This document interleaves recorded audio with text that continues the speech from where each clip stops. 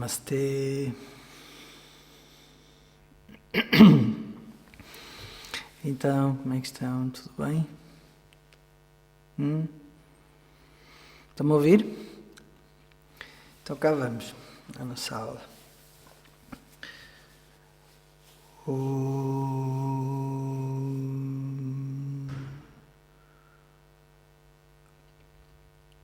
Shruti Smrti Purananam Alayam Karunalayam Namami Bhagavat Padam Shankaram Lokashankaram Shankaram Shankaracharyam Keshavam Badarayanam Sutra Bhashya Krtau Vande Bhagavantau Punah Punah Ishvaro Gururatmeti Murti Bheda Vibhagine Vyomavad Vyapta Dehaya Dakshina Murtaye Namaha Sada Shiva Samarambham Shankaracharya Madhyamam Asmadacharya Paryantam Vande Guru Paramparam Om Sahana Vavatu Sahanau Bhunaktu Sahaviryam Karavavahai Tejasvinavadhitamastu ma vidvishavahai. Om Shanti Shanti Shanti. Vedanto Jnana Diposti Tamo Nashana Kridyataha Samsara Moksha Kritchaiva Vedantaya Namo Namaha.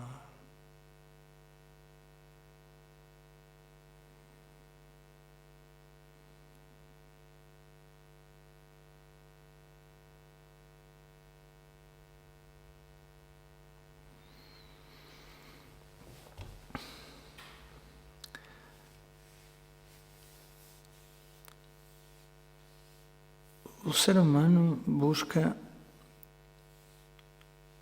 o permanente, busca paz permanente, busca felicidade permanente, busca segurança permanente. E essa paz, essa segurança, essa felicidade, tudo isso se resume na busca pelo permanente, como nós vimos na aula passada, que numa linguagem técnica do Vedanta é chamada de Purushartha Nishchayaha. Nishchayaha é a conclusão, a clareza, ter a clareza sobre, Nishchaya significa essa clareza, essa determinação, sobre o Purushartha, qual é o objetivo do ser humano, o objetivo de vida. E daí a necessidade das aulas introdutórias serem especiais e às quais é necessário dedicar tempo para arrumar as ideias, para que fique claro, logo desde o início, o motivo da nossa busca, o que é essa busca, qual é o objetivo da busca, o que é o buscado. Isso tem que ficar tudo claro. E nessa fase introdutória do estudo de Vedanta, estes tópicos, apesar de serem introdutórios, não deixam de ser fundamentalmente importantes. Na realidade são tremendamente importantes, porque eles, como eu disse, são o alicerce de toda a casa, que é a casa de Vedanta, que precisa de ser erguida, que é o conhecimento. E então a busca é pelo permanente. Esse é o objetivo de vida dos seres humanos. Buscam o permanente, felicidade permanente, paz permanente, segurança permanente, harmonia permanente. É isso que o ser humano quer. Não é? Se nós perguntarmos a alguém, não é? Gostarias de ser feliz? A resposta óbvia, naturalmente, é sim. A não ser que haja algum miserável aí que diga que não, pronto, quer que lhe batam com um pau nas costas e que o prendam. Bem, mas isso é exceção à regra e, como tal, não nos interessa. O que nos interessa é a nossa vida e a vida das pessoas que são comuns, não é? E todos desejam, de uma forma geral, essa busca pelo permanente. Então a pessoa quer ser feliz, sim, claro, quer ser feliz. E agora a segunda pergunta é: mas quanta felicidade gostarias de ter? Se eu te desse um cheque em branco, não é? Quanta felicidade tu punhas lá no cheque? E cada um iria pôr o máximo que conseguisse imaginar do que seria em unidades de felicidade, aquilo que queria. Não é? Se nos passassem um cheque em branco, não é? Põe aí o valor que tu quiseres. Mas como? Qual o valor? Em dinheiro, não é? 1 milhão de euros, 10 milhões de euros. E iríamos ficar abismados se alguém nos dissesse assim: não, mas põe o que tu quiseres. Mas como o que eu quiser? Não é? A resposta mais sábia seria infinito. Eu quero felicidade infinita. Não é? Eu não quero nunca mais preocupar-me com dinheiro. Não é? Se eu quiser comprar aquilo, eu tenho aquilo. Na hora o dinheiro vem. Não é? Felicidade é igual. Eu quero ser feliz. Sempre. Ilimitadamente eu gostaria de ser feliz. Eu e todos. Não é? O que é isto de querer ser ilimitadamente feliz? Bem, eu gostava de ser feliz enquanto eu dou aulas, enquanto eu tenho o meu relacionamento amoroso, enquanto filho também quero ser feliz, enquanto irmão também quero ser feliz, não é? Enquanto estou de férias também quero ser feliz. Em todas as situações da minha vida, em todas as esferas da vida, eu procuro essa felicidade. Então, eu quero, não é, uma felicidade ilimitada, independente de qualquer situação de vida, de qualquer tempo, não é?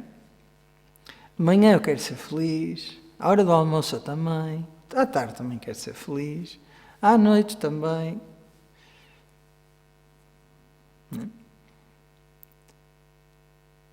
Então vejam, essa busca é universal, todos querem isso, mas damos-nos de caras com a impossibilidade disso. Não é? Buscamos o permanente, essa felicidade permanente, constante, não é? A paz permanente, mas damos-nos de caras com a impermanência da felicidade a todas as alturas.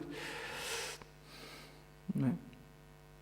Esse é um facto das nossas vidas. A felicidade, ela vem, vai. Não é? Mas essa liberdade ou essa felicidade, como nós quisermos chamar, nós vamos falar das duas coisas no futuro, o que é a felicidade, o que é a liberdade. Essa busca é o Purushartha, que se exprime na vontade de eu me ver livre das minhas limitações, que impedem a minha expressão da felicidade. Não é?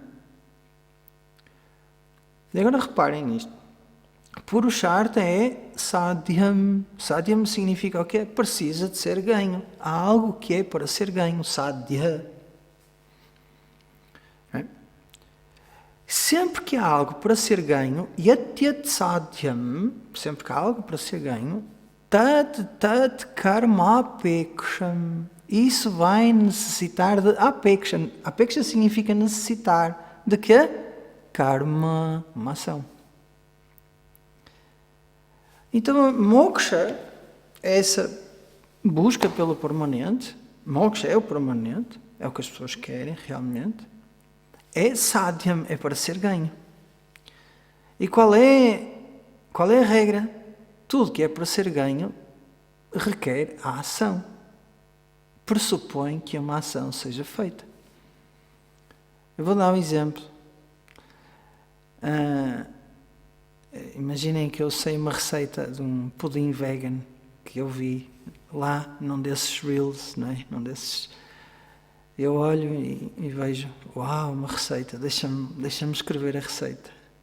Olha, querida, temos aqui um pudim vegan, sem ovos, exatamente tão bom como o pudim que as nossas mães faziam. Vamos experimentar? Vamos. É preciso pôr em prática para ter o resultado. Não é? Ninguém vai, não é, para a sala de jantar ou para a cozinha com a receita, ler a receita e ficar à espera que a fome fique satisfeita e que desfrute do sabor do pudim. Ler a receita não traz o sabor do pudim. Ler a receita não traz o pudim. Se queres um pudim, tens que o fazer, tens que ir buscar os ingredientes. Faz o pudim, seja vegan ou não, e depois tens que o comer. E na nossa vida é assim. Tudo o que nós desejamos significa sádia, mas para ser ganho, não é?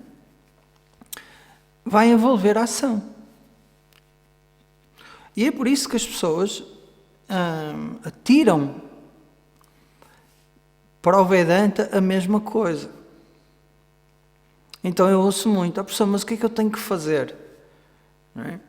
E aquilo que eu digo é, traz o corpo até à sala de aula e mantém as antenas abertas e escuta, deixa o ensinamento fazer a sua magia. Porquê que eu digo isto? Então agora vamos ver a incapacidade da ação de conferir este Purushartha chamada moksha. A ação é para ganhar os outros Purusharthas. Artha, Kama e Dharma. Sim, a ação. Para moksha, não. Porquê? Porque apesar de moksha ser algo que a pessoa quer ganhar, é algo que a pessoa já é. É o ganho daquilo que já está ganho. Só que a pessoa não sabe que já está ganho. A verdadeira natureza da pessoa é livre de limitação, mas a pessoa não sabe. Nunca foi ensinada. Então ela quer ganhar essa libertação. É quase como 2 torrenzinhos de açúcar dentro de um pote de açúcar a falar um para o outro. Então diz um, olha, já ouviste falar da doçura? E o outro, sim, eu acho que sim. É uma coisa tão boa, não é? Todos nós queremos a doçura, não é? E o outro torrão, sim. Eu ouvi dizer que a doçura estava na Índia. Quando tirarem a tampa, nós vamos saltar para fora e vamos os dois atrás da doçura. E diz o outro, sim, vamos atrás da doçura. Então vejam, 2 torrões de açúcar atrás da doçura. Vão para a Índia. E lá encontram o quê? Outro torrão de açúcar. Mais castanho. Porquê? Porque é indiano. É a pele mais escura. E o que é que o torrão lhe vai dizer? Olha, tu és doçura. Não há nada em ti que não seja doçura. No entanto, eles precisaram de fazer aquela viagem, um montão de práticas para poderem sair fora do frasco e viajar, etc, etc, etc. Desconhecendo a sua natureza, partem em busca de algo que é externo, obviamente, para depois chegarem à conclusão de que aquilo que são nunca esteve separado deles. A busca do Vedanta é isto.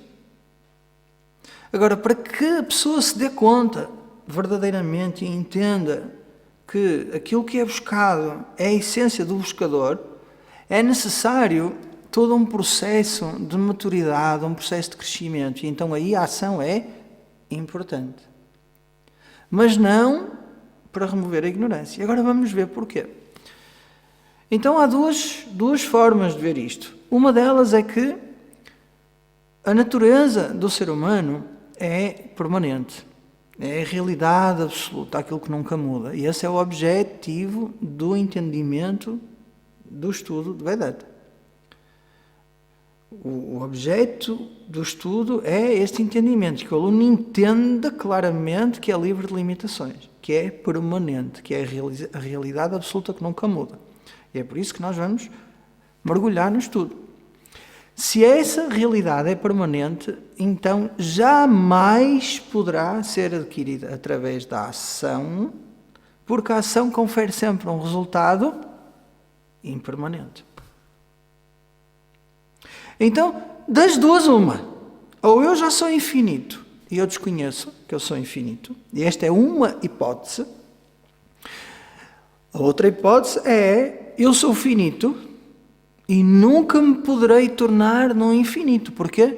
Porque o finito está destinado a ser finito. Porque aquilo que é a natureza intrínseca de alguma coisa jamais muda. Vou dar um exemplo.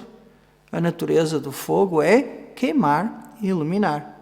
Então sempre o fogo em qualquer lugar vai iluminar e queimar, porque essa é a sua natureza.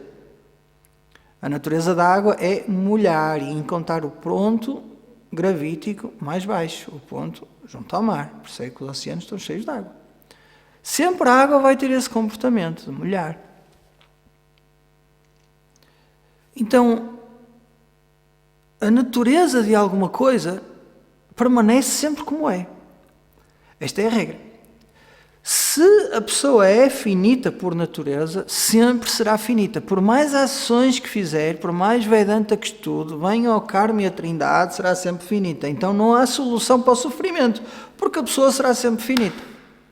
É que só há estas duas hipóteses, não há um meio termo. Não, professor, mas eu da barriga para cima sou infinito, ou da barriga para baixo sou infinito. Não faz sentido nenhum.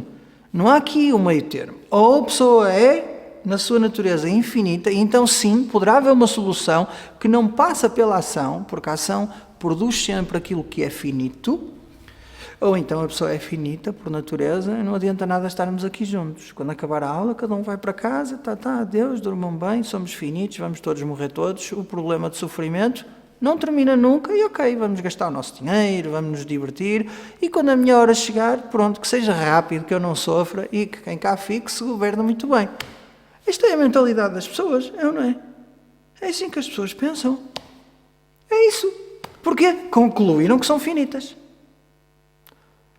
Esta conclusão é uma conclusão, é aquilo que é chamado avichara siddhi. Avichara significa sem uma deliberação apropriada. Porquê? Como toda a gente acredita, então eu também acredito. É mais fácil. Seguimos o rebanho. E como nunca ninguém viu o ilimitado, porque não dá para ver o ilimitado, tudo o que se vê é limitado, como nunca ninguém experienciou o ilimitado, porque não dá para experienciar o limitado, toda a experiência é limitada por definição, tem um princípio, meio e fim, a ciência não consegue provar um ilimitado, e como as pessoas vão todas atrás da ciência, obviamente, porque, não é? Até porque houve pensadores russos e não só, que destruíram completamente os ideais religiosos, em parte bem, em parte mal, não me vou expressar sobre isso. E agora o que é que entrou em vigor? A ciência, que é a religião para a maior parte das pessoas. A ciência diz que é sim, diz que é não. E depois as pessoas, isto é outra parte, são todas vacinadas e depois arrependem-se de ter sido vacinadas, não é? Então, mas isto é outra parte, fica só assim, não é? A maior parte de nós tomou a segunda vacina, a terceira, alto, isto já não cheira bem. Fui um bom samaritano para ajudar-vos demais. Mas já não cheira bem. Está muita gente com problemas. Reticências foi só uma parte. E então, só há duas hipóteses aqui, que é, ou eu sou infinito, e eu não sei que eu sou infinito, então Vedanta tem um lugar aqui, Vedanta tem um propósito muito claro, que é mostrar à pessoa que ela é infinita, e que a noção que ela tem de finitude acerca dela mesma é meramente experiencial e não factual, não é verdade? Ou então já sou finito, não há nada a fazer e pronto. Vive la vida louca. Solo se vive uma vez. Não é? E cada um faz o que quiser da vida e pronto. São chamados os charvakas, que é os materialistas. Não é? E depois morrem endividados, achar que fizeram uma grande coisa. E os pobres filhos herdam as dívidas e depois têm que renunciar à herança, porque senão entram pela madeira dentro. São pessoas inteligentes, não é? São pessoas de uma sabedoria boa. Dá vontade de estar com essas pessoas e aprender alguma coisa com elas, não é? Enfim, o domínio da ciência é um, e ainda bem que a temos. Mas a ciência não alcança tudo. porque aquilo que é inalcançável pela ciência é o domínio do Vedanta, e nisto temos que ser honestos intelectualmente. A ciência não consegue desprovar a existência do ilimitado, nem tampouco provar, então não podem dizer que não existe o ilimitado. E aqui um cientista tem que ser humilde e dizer assim: o nosso domínio de estudo é daquilo que é material e energia, porque a energia transforma-se em matéria e obviamente depois transforma-se em energia novamente. Este é o ciclo do universo. Ok, esta é uma lógica que nós usamos para entender a razão porque a ação não confere a moksha, porque o moksha é a natureza ilimitada do ser. Ok? Se a pessoa não estiver convencida, então nós temos que ir mais fundo. Repara, o resultado de qualquer ação, ou aliás, vamos pôr as coisas de outra forma, existem 4 tipos de resultados alcançáveis através da ação. É melhor pôr assim. E o primeiro é chamado Utpatyam. Utpatyam é algo que vem da produção, que é produtível. Como, por exemplo, nós semeamos o milho, o trigo, os tomates, pegamos na semente, pomos a sementinha e fazemos uma produção de alguma coisa. Tá? Então esse é um dos resultados, é chamado produção. Tá? E o que acontece? É limitado ou ilimitado? É limitado. Que eu planto tomates, quando comer os tomates, tens de ter tomates. É limitado. Se fosse ilimitado, não havia um problema de alimentar a humanidade inteira, não é? Mas é limitado. Os recursos são limitados. Ok, então este tipo de ação, obviamente, está destinado a falhar. Qual é o segundo resultado? Praptihi ou aptihi, ou seja, apyam, aquilo que é alcançável. Aqui nós temos 3 possibilidades de alcance. Temporal, kalataha, espacial, deshataha, ou em termos qualitativos, gunataha. Então eu posso alcançar alguma coisa em termos de quê? Tempo, espaço e qualidades. Alcançar alguma coisa no tempo é, por exemplo, um jovem que adora conduzir, mas pobre miúdo, só tem 14 anos. Ele tem que esperar até tirar a carta de condução, que é aos 18. Acho eu que é aos 18 ainda. Pelo menos cá em Portugal é aos 18. Então há que esperar. Há que esperar. E depois sim. Em termos espaciais também. Eu quero ir a Lisboa, mas agora estou no Porto. Para eu chegar a Lisboa vou ter que agir. Ou vou de burrito, não é? Aí pela Estrada Nacional, arriscado a levar uma ajudinha de um caminhão mais desgovernado ou de uma carrinha que vai mais acelerada, ou vou de trotinete elétrica e depois troco a meio do caminho, vou de Alfa, pendular, que é um comboio, ou vou de avião, ou vou a pé, pronto, faz conta que vou para Fátima. Mas demora, chama-se isso Prapti, alcance. Prapyam, Lisboa é o quê? Prapyam, é alcançável. Como? Deixa-taha e cala-taha. E agora guna-taha em termos de qualidades. Não é? Eu quero desenhar, não é? Quero desenhar. Não basta tempo. É preciso ter uma certa técnica para desenhar, porque se for aqui como o G a desenhar, saem os serrabiscos. Aqui o G, Mamem, para desenhar, não está lá muito bem afinado. Já a Sónia tem muito mais talento para desenhar. É para desenhar, então é ali a secção da minha companheira da Sónia. Ela vai desenhar melhor do que eu, pintar e tudo. Aqui o G pode tentar. Então, qualitativamente, eu teria que trabalhar muito. Está a ver? Teria. Então, o alcance em termos de qualidade não é o mesmo alcance em termos de tempo, nem espaço. É um alcance em termos de qualidade. Como chegar àquele azeite muito bom com menos 3 de acidez ou menos 2. Não é? Como chegar, sei lá, como cozinhar um arroz malandro de tomate muito saboroso, não é? Sei lá, demora. demora até conseguir aquilo, até a qualidade sair como nós esperamos. Ainda assim, tudo isso é finito, chama-se isso anityam, impermanente, é finito. É o arroz de tomate termina, os desenhos também terminam. Não é? O que eu alcanço é limitado. Então, moksha também não é isso que eu alcanço. Vejam, não é que moksha esteja em Lisboa, ou no Japão, ou na China, ou numa cave, na Índia, numa gruta. Não é que a pessoa tenha que esperar para ganhar o ilimitado. Não, deixa-me sentar aqui debaixo da árvore e eu vou ganhar o ilimitado. Não. É uma questão de entendimento. Também não é uma questão de qualidade, de eu ganhar mais qualidades. Não. Está a ver? Então, este resultado também não serve. Qual é o terceiro resultado? Vikariam. Vikariam é a transformação. Vikara significa uma mudança. Por exemplo, transformar o leite em iogurte, chama-se isso Vikariam. Existe um processo de transformação em quase tudo o que nós fazemos, transformar uma coisa na outra. Obviamente, moksha não é um produto de uma transformação. Porque tudo que é transformado numa coisa, essa coisa é transformada na outra e outra na outra, não é? E então moksha é o permanente, não pode ser isso. E para além do mais, as matérias-primas necessárias para transformar alguma coisa são impermanentes, limitadas no tempo e no espaço. Está a ver?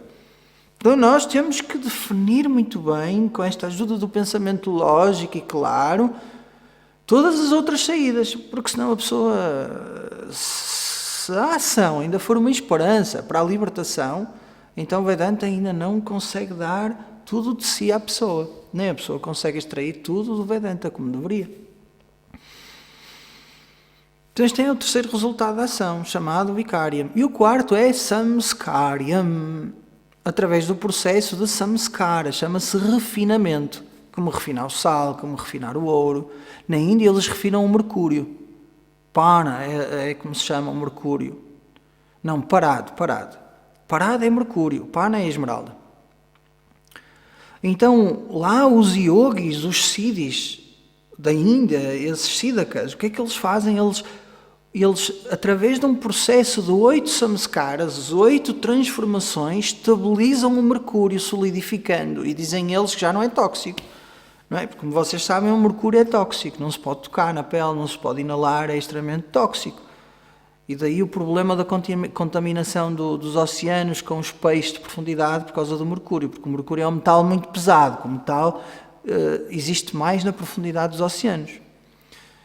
E chama-se aí Samskariam, não é? Esse mercúrio que sofreu 8 processos de refinação.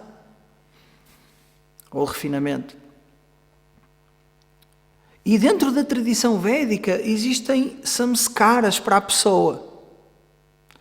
Existe um samskara, que é quando a criança passa da comida, aliás, do leite da mamã para a comida sólida. Existe um ritual que é feito, esse ritual é chamado samskara, é um samskara. Estão a ver? Depois, o primeiro corte de cabelo, olhem que bonito. Um ritual é feito, é chamado samskara. Depois, quando a criança sai à rua pela primeira vez e vê pessoas, porque na tradição védica, o primeiro mês, a criança não vê ninguém, nos seus pais e os avós. Mais ninguém vai ver a criança, a não ser aquela família mais próxima. Para evitar o mau olhado e essas coisas. Então a criança é protegida. E depois há uma vez em que ela sai à rua. E quando ela sai à rua, põe o quê? Quem já viu na Índia, um traço preto debaixo dos olhos e aqui. De alguma forma põe um defeito na criança. Que não é um defeito, não é? Para quê? Para evitar o mau olhado. Ai, que criança tão linda. Pumba, já foi mau olhado. Não é? Um olhado não é só coisas más. É, ai, que criança tão linda, não sei o que mais. Então eles protegem a criança, samskara. Quando o menino vai estudar os Vedas aos 8 anos, às vezes aos 12, outro samskara, o Panayanam samskara. São processos de refinação ritual. Isso também não dá moksha. Também não dá moksha. Porquê? Porque qualquer processo de refinação envolve matérias-primas e é limitado no tempo e no espaço. Tudo aquilo que é purificado pode voltar novamente a ser, entre aspas, conspurcado. Então nós temos estes 4 resultados da ação, são totalmente ineficazes para conferir moksha à pessoa. Estão comigo?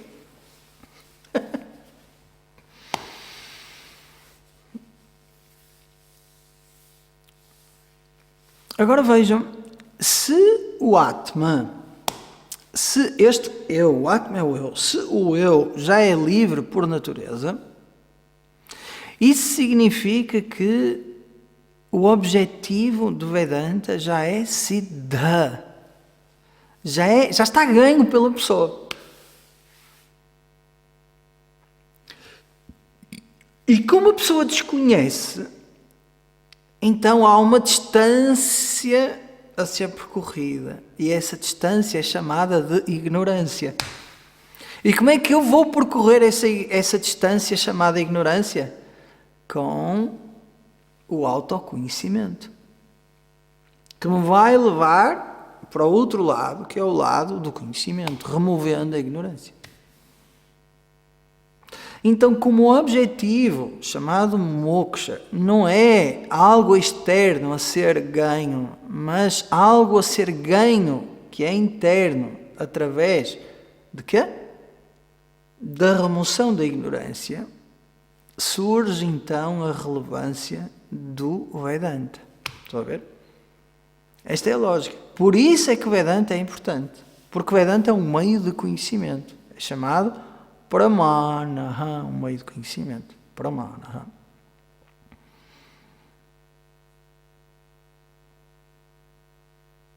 E é muito importante que vejam isto. Não é que a ação seja agora para, como se diz, para descartar. A ação não serve. Então não quero ação. Não. A ação serve para muita coisa, mas não é para moksha. E essa muita coisa é fundamental para coadjuvar todo o processo de aquisição do conhecimento. Não pode ser descartada.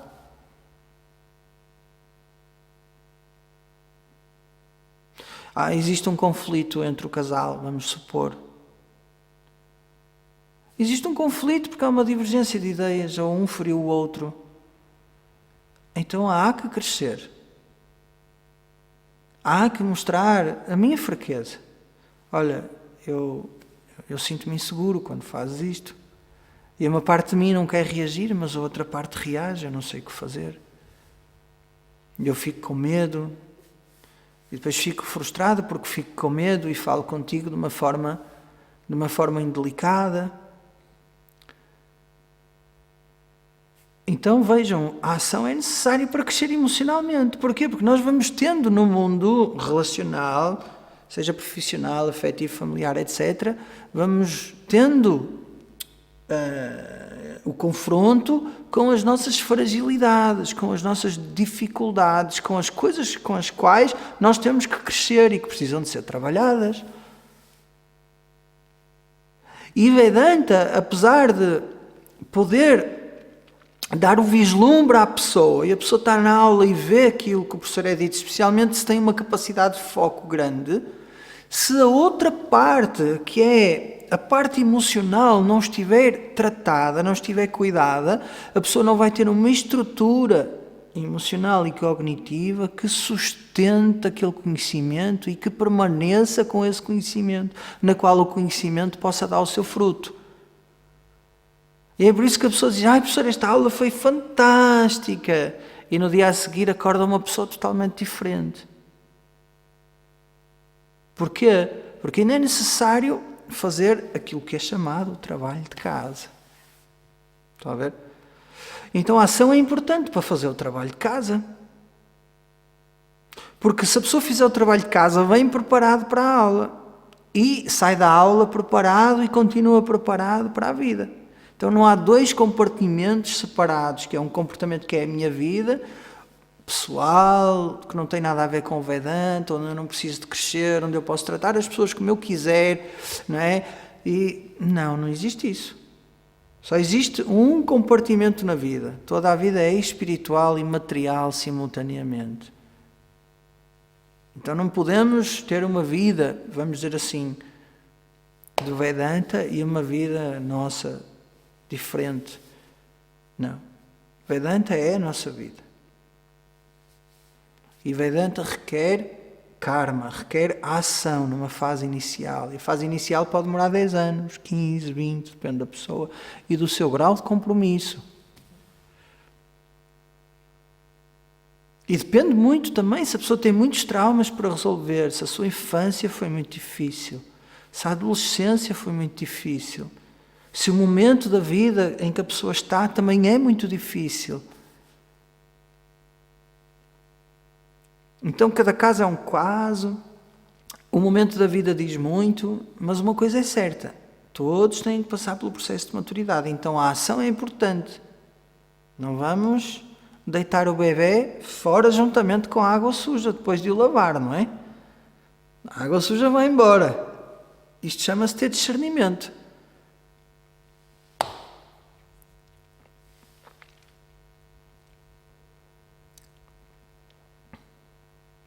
Então a ação é ineficaz, mas é necessária para dar. É ineficaz relativamente a remover a ignorância, mas é necessária para crescermos. E o Atma já é Siddha. A liberdade é a tua natureza. Esta é a proposição do Vedanta. É isto que o Vedanta propõe para a pessoa entender logo no início. Então já é Siddha, já existe, já está atingido. E a distância é que separa a pessoa desse entendimento, é chamada ignorância. Então o que é que o Vedanta faz? O Vedanta remove esta ignorância. Por isso é um pramana, um meio de conhecimento. Tá? E isso é muito importante. E agora, para a pessoa ganhar vairagya, desapego, um desprendimento, uma visão clara sobre o resultado da ação. Porquê? Vejam, porque apesar do professor estar tão entusiasmadamente e comprometidamente a falar sobre a incapacidade da ação de conferir moksha, o aluno pode pensar, professor, mas é tão bom a ação, não é tão bom, por que não? Por que não? Ficar mais um tempo neste mundo da ação e depois ir estudar Vedanta, não é? Mas por que não, professor? Não é? Então a tradição aqui, ela mostra claramente 3 características, aliás, 4 características do resultado da ação que precisam de ser contemplados. Para quê? Para a pessoa ganhar objetividade e força interior para seguir o seu caminho, sem se deixar levar pelas ilusões dos resultados da ação. A primeira característica de qualquer resultado da ação é anityatvam, é impermanente. Então isto tem que ficar bem assente na nossa cabeça. Tudo o que eu ganho, tudo o que eu conquisto, tudo o que vem até mim, no tempo e no espaço, está destinado a ir embora. Esta é a primeira lição que nós temos que aprender. Esta é uma lição de Vairagya. Tá? O que vem até mim, um dia vai sair. Então é bom que a pessoa se prepare de antemão. E que não se iluda, nada dura para sempre. Neste universo tão instável. Nada dura para sempre. Anityatvam, tá? Karma palasya anityatvam. O resultado da ação é impermanente. Qual é a segunda característica? Durkha mishritatvam. Mishritatvam está misturada. Mishrita significa misturada. Mix, misturada. Mishrita. Estão a ver como as palavras são parecidas? Mishrita. Com que? Durkha, com sofrimento. Qualquer resultado da ação, por mais, sei lá, satisfatório que seja, terá sempre misturado com um pouco de dor. E aqui a dor é tripartida, Dukkhatrayam. A dor para o ganho, que é chamada Arjana Dukkha, porque para eu conseguir qualquer coisa na minha vida, eu tenho que me aplicar. Há uma certa aflição, há uma certa dor, há um certo desconforto para eu ganhar o que eu quero na minha vida. Nada vem de graça, tudo tem um custo. E esta é uma característica. Dukkha Mishritatvam envolve o que? A dor da conquista. E não é só isto, depois conquistarmos o que nós queremos. Qual é o segundo passo? Palanam, proteger. Palana dukkha, a aflição de proteger aquilo que foi ganho por nós. O esforço, que obviamente é desconfortável. Não é? A pessoa compra uma casa, não é? Tem que pagar as prestações da casa para manter a casa, não é? Tem que pagar a eletricidade, a internet, a água, o seguro, etc, etc. É ou não é?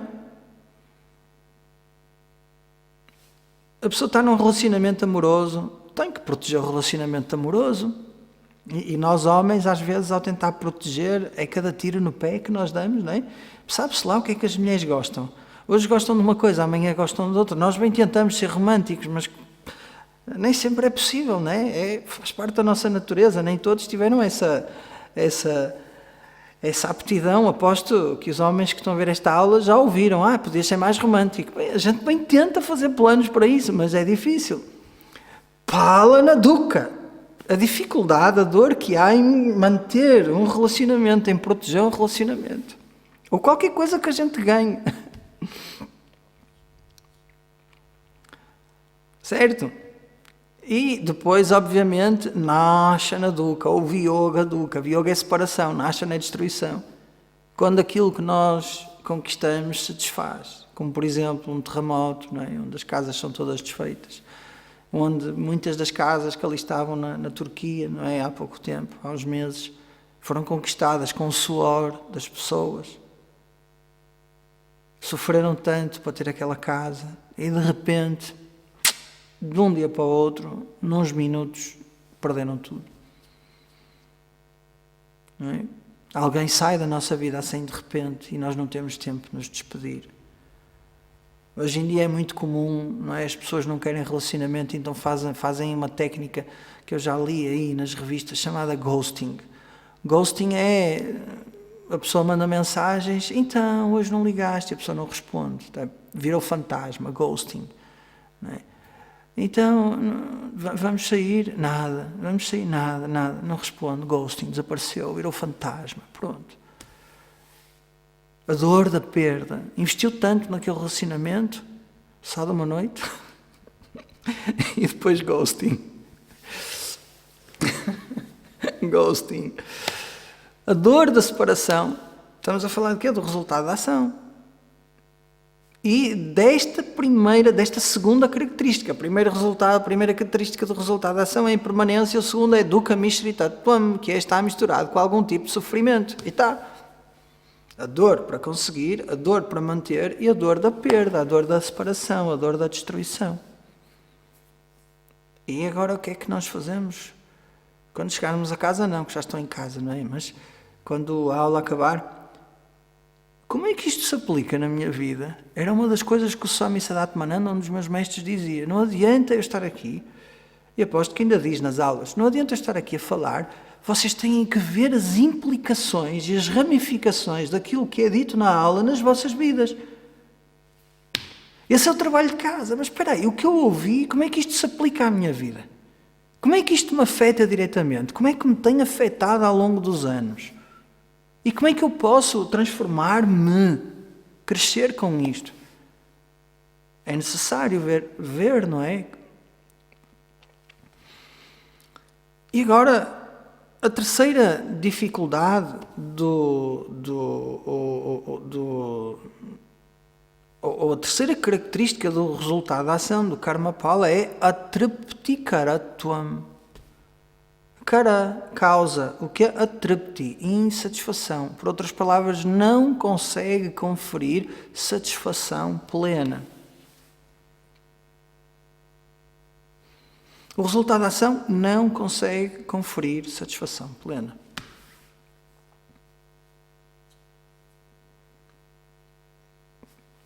Ontem eu fui ao cinema e fui ver um filme chamado John Wick 4. Quem já conhece esse filme? Quem já viu John Wick? É com o Keanu Reeves, pronto. Então há 4 filmes, foi o quarto, o quinto talvez vá sair. E é um filme de ação, só tiros, mas é um cinema muito bom dentro do género. Pronto, vamos ver. E o que é que... Isto eu vou fazer uma partilha, não é? Eu estou aqui exposto agora. O professor de Vedanta está exposto. Mas o que é que eu comprei? Comprei umas pipocas grandes. Comprei umas pipocas grandes, doces. Sempre comprar umas pipocas grandes. Então o exemplo é daqui da vida do Paulo. Umas pipocas grandes. A Sónia come, não come tantas pipocas. Ela diz que comeu muitas, eu acho que comeu poucas. E então, no início, que estão tão crocantes, estaladiças, que giro, vamos comer e tal, não sei, comecei a comer. E mais lá para o meio, eu assim, isto já não está a saber tão bem. Mas porquê que isto já não está a saber tão bem? Soube tão bem no início, já não dá para voltar atrás no tempo. E quando o pacote já tinha descido consideravelmente no nível das pipocas, ainda estávamos nos comerciais, chegamos um bocadinho mais cedo, demora 18 minutos. Eu já medi, fiquem sabendo. Demora 18 minutos até o filme começar. Então vocês, quando faltarem 15 minutos, entram e depois escusam de comer muitas pipocas. Ficam com aquele cheio. Então esta foi a conclusão que eu fiz. Eu fui cedo, comi muitas pipocas. E quando o filme começou, já estava um bocado empanturrado com pipocas. Está ali o Ricardo, não é? Do Ayurveda, sabem? Já está a imaginar o que é que aquilo fez. A meio do filme, eu comecei a sentir uma leve indisposição e pensei assim para mim. Ora bem, o pacote está a acabar. A Sónia já não tem comido pipocas, é melhor arrumar isto aqui no lado. O banco estava livre ao meu lado e eu pus lá o coisa das pipocas e depois senti um certo alívio. A tripticaratuame não consegue dar plena satisfação. Está no início e depois começa a decair, o grau de satisfação começa a decair. Todo o prazer é assim. Não há um prazer sensorial que comece e depois aumente. Não. Senão, se fosse assim, todos nós morríamos. Ainda bem que o prazer deixa de dar prazer. Porque senão a busca não terminava nunca. Nunca parávamos de comer. Imaginem que quanto mais comêssemos, mais prazer nos dava. Morríamos infartados. Imaginem, começávamos a comer, está bom, à segunda garfada, está mesmo bom, à terceira garfada está muito melhor, à quarta garfada está melhor ainda do que quando comecei, à quinta garfada, meu Deus, está divinal, à sexta, tragam outro prato, se faz favor. Certo, morríamos empanturrados. Fazer amor, o maior dos prazeres, envolve os 5 sentidos. Como eu não sou um swami, eu posso falar disso, não é? Os swamis não convém falarem disso, então eu posso. É a vantagem de terem um não swami a dar aula, posso falar de certas coisas. Ok, imaginem que fazer amor era assim. Ninguém dormia, já viram?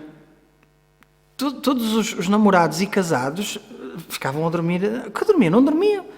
Faltavam ao trabalho para ficar em casa, na cama, ou no sofá, ou sei lá, onde fosse. Não é? Ainda bem que não dá prazer. Dá no início e depois, por mais que a pessoa queira, chega a um ponto em que já não confere prazer. A tripticaratuame. A incapacidade de continuadamente dar prazer. Ou seja, os níveis de satisfação começam a baixar. Quanto mais a pessoa está em contacto com o objeto da experiência sensorial. Chegando ao ponto de fartar e enojar. Não, já chega, não quero mais. Correto? Já chega, não quero mais. Mas depois, quando passa essa sensação de fartura, de já estou cheio disto, chama-se em sânscrito alam buddhihi. É? Alam significa já chega, buddhihi é o pensamento já chega, já não quero mais. Na Índia é muito comum, se vamos comer à casa de alguém e vão-nos pôr imensa comida no prato. Por isso é que os swamis são gordinhos, não é? Porque eles vão comer à casa das pessoas e então já chega.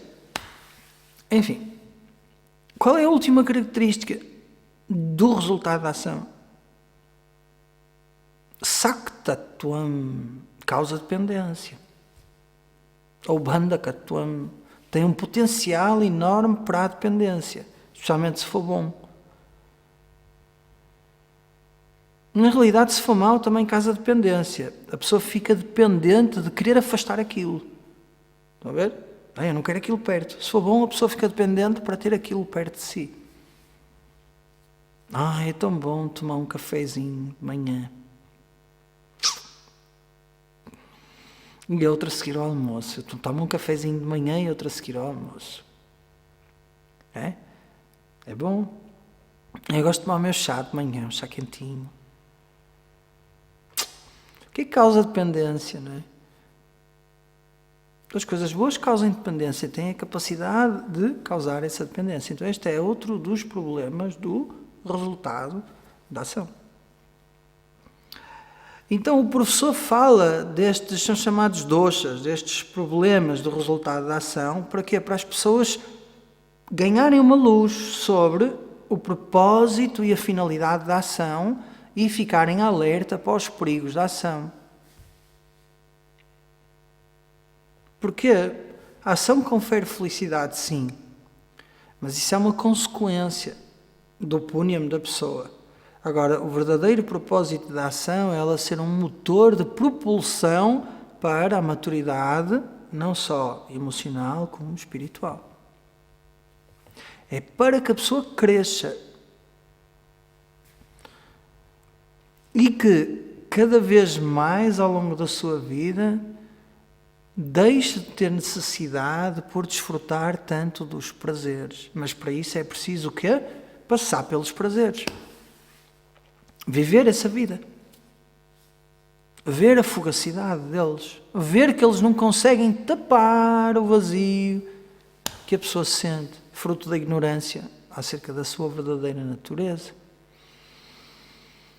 Então é necessário que a pessoa atravesse. E algumas pessoas são mais dadas aos prazeres, são mais venusianas, não é? Outras nem por isso. Então cada um depois tem que saber gerir muito bem essa sua necessidade pelos prazeres, de forma a que consiga extrair a satisfação que faz parte da vida e ao mesmo tempo consiga estar no percurso espiritual com uma mente livre da dependência. Uma mente livre da necessidade de certo tipo de resultado para se sentir bem ou não. Esse é que é o processo, vamos dizer assim, de emancipação relativamente ao resultado da ação.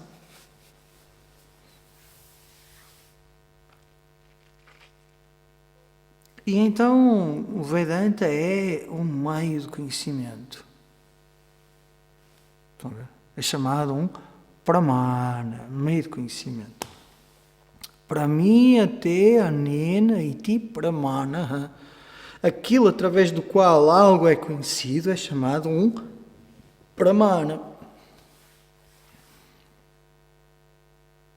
Prama significa conhecimento.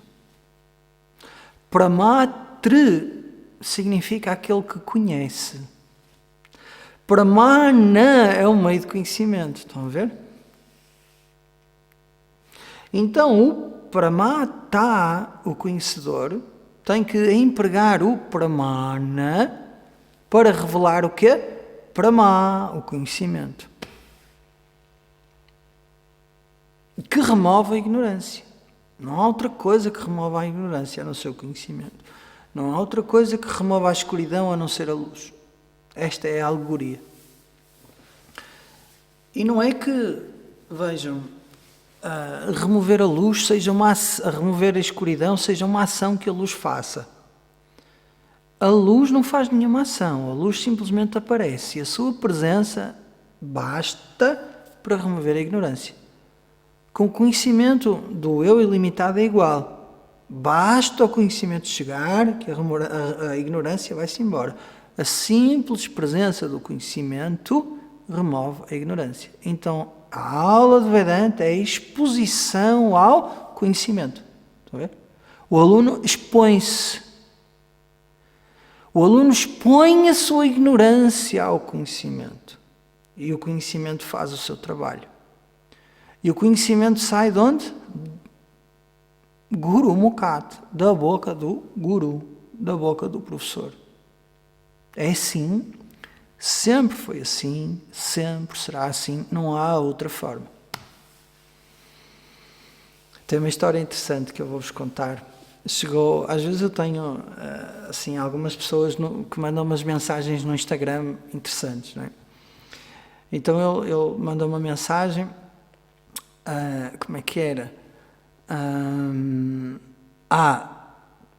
Paulo, era em inglês, eu vou traduzir, preciso de falar contigo, quero falar contigo.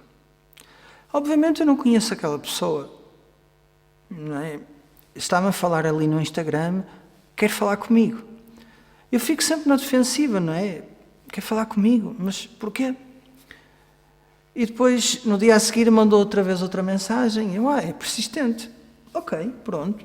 Não, mas eu quero falar contigo porque... E já se abriu mais um bocado, porque eu estudo Vedanta. E eu, ok. E depois finalmente disse, porque eu já li tudo cá para ler de Vedanta. E eu quero falar contigo meia hora. E eu pensei assim, esta pessoa já leu tudo cá para ler de Vedanta, mas o que é que vem falar comigo? De quê? Quer falar sobre futebol, sobre, não sei, outra coisa, sobre a família, quer falar de quê? Já leu tudo cá para ler de Vedanta, diz-me isso. E depois quer falar comigo. E eu fico em que posição aqui? Não é? Fico em que posição? É difícil. E depois então eu vi que era uma pessoa extremamente arrogante. Ele diz-me assim, porque eu ainda não conheci ninguém nesta vida com o desejo de libertação como o meu. Eu pronto, temos ali um ego encefalado. Ainda bem que eu não respondi. Ele é especial, aquele ser que ali está é especial. Todos os outros que ele já conheceu na vida não são. Ele é que tem o desejo pela libertação. Todos os outros não têm. Já leu tudo cá para ler de Vedanta e está ali a pedir-me alguma coisa, ainda tem aquele comportamento. E eu, muito humildemente, enviei o link para se inscrever no curso que vocês estão a fazer, estas aulas do Vivekachudamani. E ele diz-me assim, está-me a enviar um curso pago? Eu respondi, não precisa de pagar, há pessoas que estão com a bolsa de estudo. E a dada altura da conversa, o Paulo pergunta a si mesmo, mas porquê que embarcaste nesta conversa? Tinhas necessidade de embarcar nesta conversa? Eu já estava a perguntar isto, não é? Descontente. E eu disse que é um curso para iniciados, mas há alunos avançados a fazer o curso e é um momento para aprender. E mas também tem um curso para avançados, mas... se deseja aprender comigo, é nas minhas condições e sou eu a voz guia. Então este é o curso, não há avançado. Eu sabia lá o que é que ele estudou. Não ia pôr a estudar as Upanishads, correto? Tenho que entrevistar a pessoa, o que é que ela já estudou, o que é que não estudou. Então depois sim. E ele diz-me, eu já estudei isso tudo. Eu já li isso tudo. E então eu estava à espera daquela frase, então eu disse assim, Vedanta não se estuda por livros. Vedanta tem que ser estudado com alguém que tenha estudado com o seu professor. Na realidade, Vedanta não se estuda, Vedanta ouve-se da boca do guru. Porque há coisas que ultrapassam os livros, há coisas que são ditas na aula, que caem como uma luva naquele aluno e que fazem toda a diferença para a vida dele. E sem essa mudança subtil, Vedanta não vai ser aprendido. E há muitas mudanças subtis a acontecer em cada aula. Eu disse-lhe assim, e porque tu estudas por livros, ainda estás à procura. E a conversa terminou, e ele, mas porquê é que não me queres ensinar? E eu disse, eu não tenho nada para te ensinar. E não vai ser meu aluno, por mais que mande mensagens, é que não vai ser meu aluno, porque a atitude está errada. E desejei que ele fosse encontrar um professor. Desejei, profundamente. No meu coração eu disse assim, que ele encontre alguém que o ensine. Pobre homem que o vai ensinar. Pobre homem, porque primeiro tem que destruir aquele ego, estão a entender? Aquela arrogância, já estudei tudo. Então porquê que me está a falar comigo? Eu sou uma pessoa humilde. Eu sei que eu sou uma pessoa humilde. Se me perguntarem, podes ser muito mais humilde? Sim, posso ser muito mais humilde. Ainda existe arrogância em ti? Sim, existe arrogância em mim. Todas as coisas más do homem existem em mim, obviamente. Claro que sim. Mas eu estou de olho nelas. E que Deus me abençoe para continuar de olho nelas. A mim e a todos que estamos aqui, a todas as pessoas. Então nós somos humildes ao ponto de ver as nossas fraquezas. Perante isto tudo, eu ainda disse assim, parei um pouco e disse assim, mas afinal, em que é que eu posso ajudar-te? Não é? Talvez pudesse fazer alguma coisa para aquela pessoa, para além de ensinar. E ele responde-me assim, olha, nem eu sei bem o que é que eu preciso. Ou seja, quando nem aquela pessoa sabe o que ela precisa, está confusa e já estudou imensa coisa por livros, segundo o relato dela, não é? Então há coisas que saem da boca do professor que são fundamentais para o aluno aprender. Vedanta é assim que funciona. Vedanta é Shravanam, escutar. O texto é um suporte. Vamos dizer assim, os textos são diferentes, obviamente, e cada um traça um caminho diferente. Se estudarmos na área da Bhakti Sutras, aborda a matemática, aborda a temática do Atma também. Quando estudamos a Gita, temos outras coisas. Então, as Upanishads focam-se em determinados aspectos. Então, o texto ajuda ao professor a seguir um caminho. E há vários caminhos para exprimir, há várias formas de exprimir a mesma verdade. Mas o estudo sozinho é um problema, revela um ego que tem uma grande dificuldade com a autoridade. Um ego que tem uma dificuldade em revelar a sua ignorância, em confiar. E tudo isso tem que ser trabalhado. A capacidade de entregar a sua ignorância, a capacidade de ouvir os conselhos do professor, de experimentar se aquilo vai resultar ou não. O professor, antes de mais, tem que ser um amigo. Uma pessoa amigável e um amigo. Amigo, o que é que eu quero dizer? Não é um amigo de jantar fora. Isso até pode acontecer. Não é aquele amigo que se telefona. Então, está tudo. O Porto perdeu. Epá, que chatice. Obviamente não há essa confiança. Quem sabe poderá haver um dia. Mas a relação é ligeiramente diferente. Mas a amizade, a compaixão que o professor nutre pelo aluno e a bênção que no coração ele invoca para que o aluno tenha não é, floresça no caminho, é muito importante. E o livro não dá isso, estão a ver? O livro não dá isso. O livro às vezes reforça o ego da pessoa, porque a pessoa interpreta o que ela quer. E o livro não vai corrigir o aluno, como eu fui corrigido muitas vezes pelos meus mestres. Não vai, o livro é silencioso. E quando nós lemos um livro, se nós não gostamos, começamos a fazer aquela leitura diagonal, não é? Isto não me agrada. E começamos a fazer aquela leitura diagonal. Quando o professor está na aula e vê, deixa-me falar um bocadinho mais disto, então. E o aluno não pode fazer uma audição diagonal. Talvez em casa possa, não é? Eu não sei, mas põe a velocidade 2 vezes, não é? 4 acho que já não dá para perceber, mas põe 2 vezes e vai lavar a louça e fazer outra coisa, depois chega ao fim, o que é que o professor disse?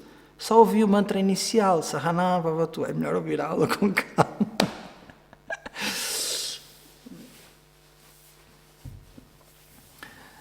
E então, Guru Mukhat, da boca do professor, é de onde veio o ensinamento. Foi assim que eu aprendi. Foram anos e anos e anos e anos a aprender. Foi assim que os meus professores aprenderam, anos e anos e anos e anos a aprender.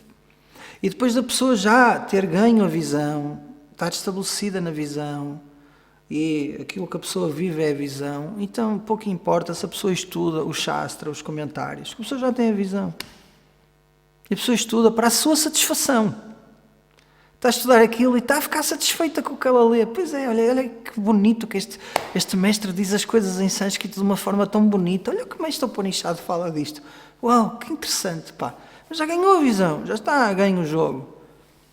Um aluno que vai ler aquilo, não é? O Atma é maior que o maior e é mais pequeno que o mais pequeno. Mas então, é maior que o maior ou mais pequeno que o mais pequeno? Anoraniyan Mahato Mahiyan. Assim vai a carta Upanishad. A pessoa fica confusa, não é?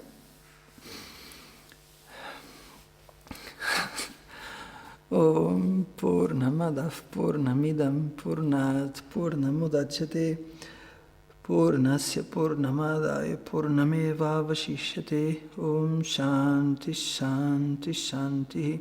Harihi Om Shri Gurubhyo Namaha. Harihi Om.